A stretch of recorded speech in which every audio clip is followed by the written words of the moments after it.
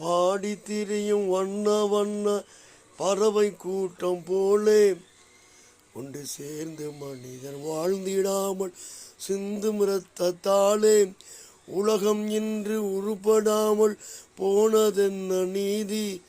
இதை உணர்ந்து பார்த்து திருந்த வேண்டும் உண்மை மனிதன் ஜாதி. ஒற்றுமையாய் நாம் வாழணும், தீய வேற்றுமைகள் இங்கு தீரணும். இந்து முஸ்லிம் கிறிஸ்தவர்கள் எல்லாரும், இந்து முஸ்லிம் கிறிஸ்தவர்கள் எல்லாரும் இணைந்தே வாழ வேண்டும் என்னாலும். ஒற்றுமையாய் நாம் வாழணும், தீய வேற்றுமைகள் இங்கு தீரணும்.